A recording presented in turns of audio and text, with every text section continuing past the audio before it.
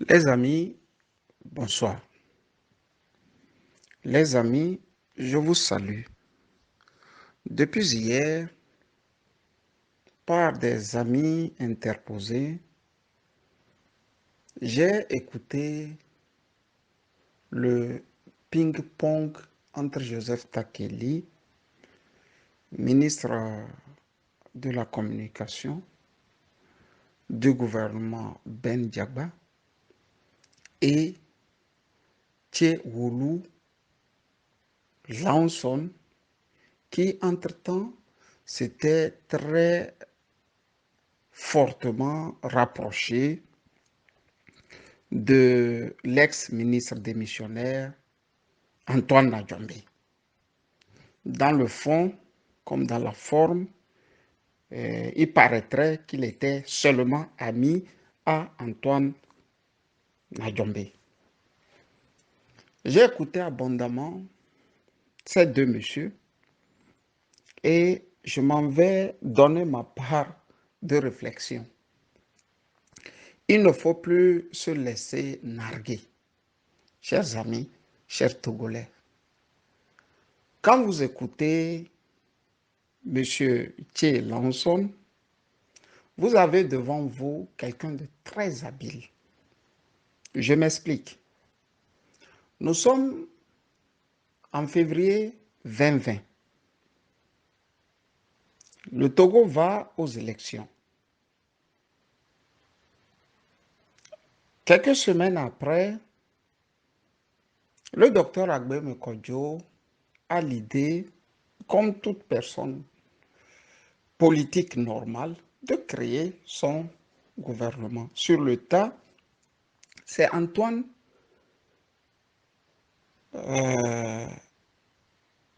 Nadjombe qui a été celui qui devrait représenter le gouvernement togolais. Chers amis, tout de suite, il s'est créé tout autour d'Antoine Nadjombe un cordon par lequel c'est Tché qui devrait être le personnage le plus proche. D'autant plus que pour atteindre Antoine, il fallait atteindre Tché. C'est-à-dire qu'il fallait passer par Tché, pardon. Vous voyez à quel point c'est très dangereux au Togo. Ce monsieur qui dit qu'il n'a jamais été de près ni de loin ami à Agbem Kodjo, c'est le même qui était tout à côté du premier ministre d'Agbem Kodjo. Imaginez un peu si le gouvernement là était effectif. C'est clair que dans le shadow government, tout autour d'Antoine Nadjombe, c'est les Tchèques qui devraient décider. Et ils devraient décider en faveur de qui maintenant? Ne me dites pas surtout qu'il allait travailler pour que prospère son ami Antoine Boudjou et Nadjombe. Il allait travailler pour que prospèrent les bourgeois, les enfants des nationalistes. Il faut le dire et puis le dire tout haut. C'est là se trouve la gravité même du système togolais. Voilà Antoine Boudjou et Nadjombe, pourquoi je dis Boudjouna surtout, vous m'excusez. Et j'étais très habitué à Antoine Boudjouna et j'ai été le dernier à l'interviewer avant qu'il ne meure. Bon, c'est pour cela. Vous m'excusez pour le lapsus toujours. Mais vous voyez Tché avec Antoine Nadjombe, avec au sommet de la pyramide le docteur Agbeomi. De deux choses l'une, soit il allait jouer le malin pour se faire un peu d'argent, ou encore, en se faisant de l'argent, il va encore torpiller tout ce qu'il peut torpiller. C'est ça le problème. C'est ça la gravité de ce, et la dangerosité même de ce personnage que vous appelez Tché Lanson. j'aurai beaucoup de temps pour revenir abondamment sur lui et puis le peindre. Je vais le peindre pour que les Togolais voient au fait ce qu'ils appellent intellectuels, ce qu'ils appellent hommes politiques, ce qu'ils appellent personnes ressources, ce qu'ils appellent élite. Vous voyez? Hier, dans son élément audio, il disait que Fréau Jardin, c'est Agbeome Kodjo. Pour nous qui parlons aujourd'hui, on nous taxe déjà de gens manipulés par Agbeome Kodjo. Et il se fait même que moi, je ne connais pas Agbeome Kodjo. Je ne l'ai jamais serré la main. Je ne le connais pas, je le connais à la télé. C'est tout. Mais comme l'ANC dit que nous sommes manipulés, partons sur le fait que nous sommes manipulés. Il dit, Fréau Jardin, mais tu es Lanson. Si on est intelligent un peu, on peut se dire que bon, le pouvoir des Nyasingbe a la main mise sur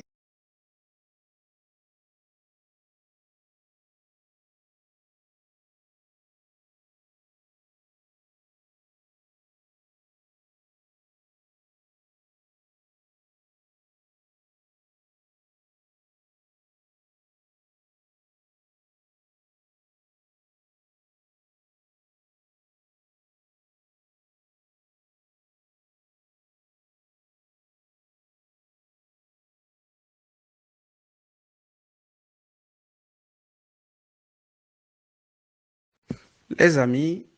Bonsoir. Les amis, je vous salue. Depuis hier, par des amis interposés,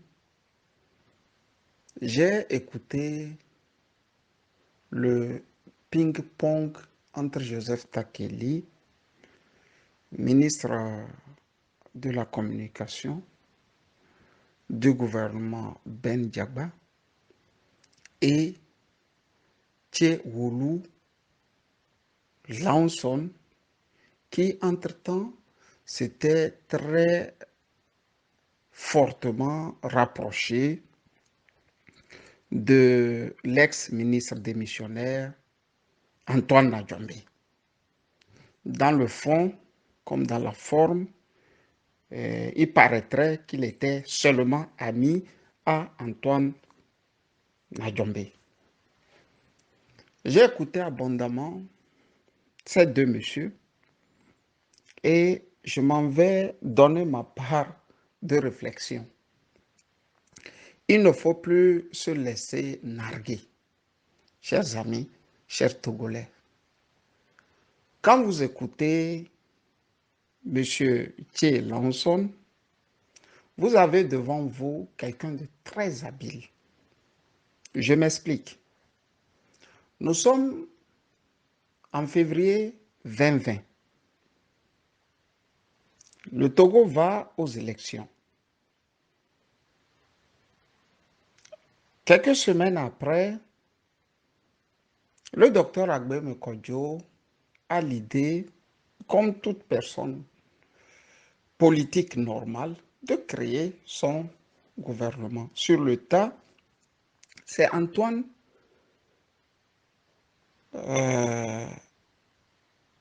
Nadjombe qui a été celui qui devrait représenter le gouvernement togolais.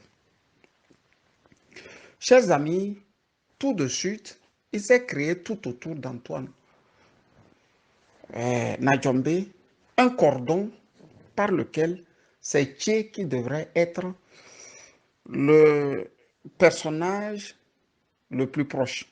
D'autant plus que pour atteindre Antoine, il fallait atteindre Tché. C'est-à-dire qu'il fallait passer par Tché, pardon. Vous voyez à quel point c'est très dangereux au Togo. Ce monsieur qui dit qu'il n'a jamais été de près ni de loin ami à Agboué Kodjo, c'est le même qui était tout à côté du Premier ministre d'Agboué Kodjo. Imaginez un peu si le gouvernement là était effectif. C'est clair que dans le shadow government, tout autour d'Antoine Nadjombe, c'est les Tchèques qui devraient décider. Et ils devraient décider en faveur de qui maintenant? Ne me dites pas surtout qu'il allait travailler pour que prospère son ami Antoine Boudjou et Nadjombe. Il allait travailler pour que prospèrent les bourgeois, les enfants des nationalistes. Il faut le dire et puis le dire tout haut.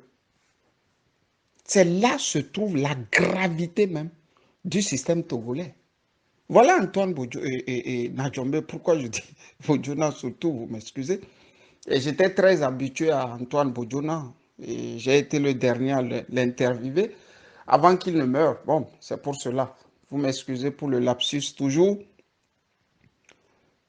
Mais vous voyez que avec Antoine Nadjombe, avec au sommet de la pyramide, le docteur Agbeoumi. De deux choses l'une, soit il allait jouer le malin pour se faire un peu d'argent, ou encore, en se faisant de l'argent, il va encore torpiller tout ce qu'il peut torpiller. C'est ça le problème. C'est ça la gravité de ce, et la dangerosité même de ce personnage que vous appelez Tchélançon. J'aurai beaucoup de temps pour revenir abondamment sur lui et puis le peindre. Je vais le peindre pour que les Togolais voient au fait ce qu'ils appellent intellectuels, ce qu'ils appellent hommes politiques, ce qu'ils appellent personnes ressources, ce qu'ils appellent élite. Vous voyez? Hier, dans son élément audio, il disait que Fréo Jardin, c'est Agboué Kodjo. Pour nous qui parlons aujourd'hui, on nous taxe déjà de gens manipulés par Agboué Kodjo. Et il se fait même que moi, je ne le connais pas, Agboué Kodjo. Je ne l'ai jamais serré la main. Je ne le connais pas, je le connais à la télé. C'est tout. Mais comme l'ANC dit que nous sommes manipulés, partons sur le fait que nous sommes manipulés. Il dit, Fréo Jardin, mais Tchélançon, si on est intelligent un peu, on peut se dire que bon, le pouvoir des Nyassimbe a la main mise sur tout. Tout ce qui bouge au Togo, il a la main mise. Mais comment se fait-il que depuis, sur le cas de Fréo Jardin, aucune personnalité du RPT n'en parle? Et c'est surtout les gens de l'opposition qui trouvent le malin plaisir de tirer sur Agboué Kodjo. Parce que logiquement, ils sont des ennemis déclarés. La première des choses en politique, c'est de donner le coup à son ennemi. Agboué Kodjo parle dans ses discours de la mort de Madjoulouba.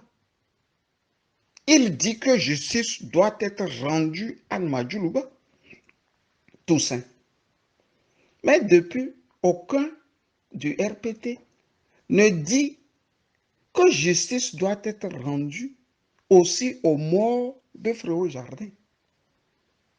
Comme si cela ne suffisait pas, Agboué Kodjo est allé même dire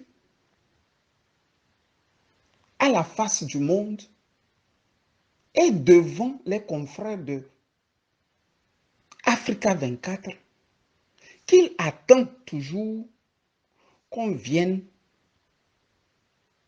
lui dire qu'il en est pour quelque chose dans Fréau Jardin. Il est rentré d'exil, il les attend, il est allé même en course contre eux en 2020, les a battus sans que le RPT, unir, ne lève le petit doigt. Tiens, vous ne voyez pas que vous-même vous êtes ridicule après. Nous sommes dans du métier. Je suis journaliste de formation.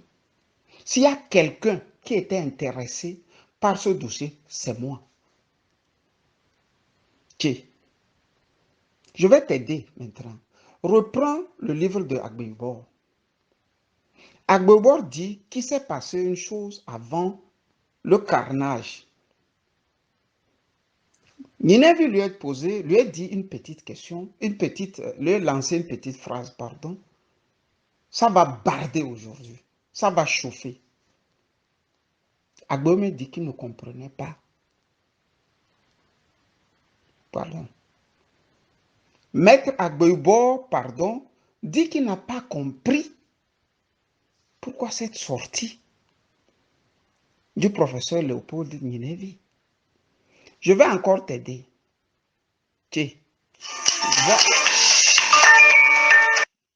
vois les pontes du RPT, vois M. Bamanant, vois Nineveh, vois plus ou moins les proches de Djoua qui est décédé et continue par rechercher. Tu verras ce qui est là-bas. Le pauvre Agbebor était ministre de l'Intérieur, si on peut encore le dire ainsi. Donc le premier flic du Togo. Qui n'en savait rien de tout ça, au point de se gosier et de dire qu'il attend qu'il y ait débat dans ça. Il faut lui donner au moins la présomption d'innocence. Au lieu de l'ouvrir grandement et de bégayer comme un bon Canadien. Je suis désolé, Thierry.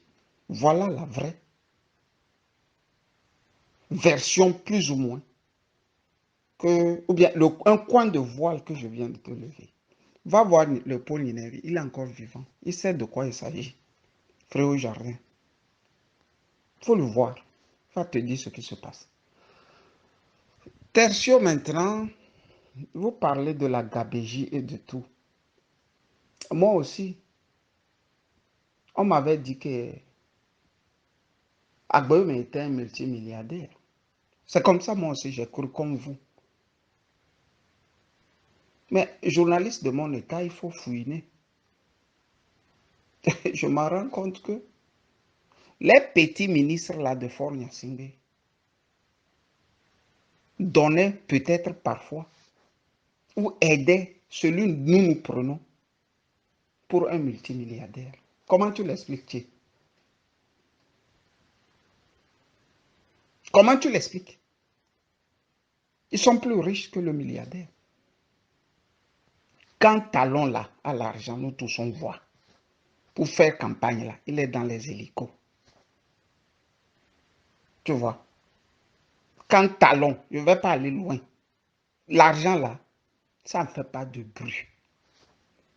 Il ne faut pas faire ce que tu fais là. Ça ne te ressemble pas.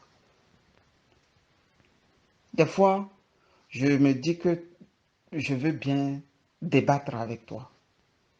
Mais par endroit, je me dis, en 2 minutes, le débat serait clos. Parce que vous et moi là, ou bien toi et moi, on est de la même génération, il n'y aura plus rien à se dire. Rien à se dire. Si tu veux dire que les gens ont travaillé avec le RPT et qui ne sont pas purs d'aider ou bien de travailler pour le Togo, va voir. Lui prend, il mange. Fais en sorte de lui dire qu'il a pris un sou là, dans une station d'essence. Il faut lui dire ça. Il faut lui dire ça comme ça. Après, on va discuter encore. Tu vois que lui, il est présentable pour diriger le Togo. Mais Agbeome, lui, n'est pas présentable. Pourquoi tu es malhonnête à ce point? C'est la malhonnêteté. Moi, j'ai fait une interview à Maître Jean Degly. Il a dit, hein, je peux t'en l'envoyer, que lui, sa maman n'a jamais pris. Mais la maman de Jean-Pierre Fabre travaille avec le régime. Mais tu es là, on sonne. Si toi, tu travailles au Canada, moi, je travaille en Allemagne. Dis-moi sincèrement, depuis que nous connaissons Jean-Pierre Fabre, le travail que lui a fait dans sa vie. Si moi, je balaye la rue en Allemagne et toi, tu laves je ne sais quoi au Canada, c'est quand même du boulot. Il n'y a pas de saut métier. Il n'y a que de sautes jantes. Tu comprends? Depuis que nous on connaît Fabre là, dis-moi sincèrement, où lui a balayé la rue. Mais il est plus chic que toi et moi. Où il trouve ça? Tu t'es demandé. Bon, s'il est rentier, un rentier, les Allemands disent, doit fermer ça, c'est-à-dire faire en sorte que son capital s'accroît. Tu ne vois pas qu'il est là et puis tourne tout le monde en bourrique. Si tu continues par taper sur les gens, on va te dire les dettes que ta maman et ton papa ou encore ton arrière-grand-père avaient eues. C'est pour ça, à raison garder, il faut être sage et faire la politique, faire des analyses politiques. Pas faire les conneries là, tu sors pour faire sur pyramide. Tu es trop petit, grand de taille, mais petit par le raisonnement. Pour le moment, je te souhaite une bonne nuit de vendredi et que Dieu te bénisse.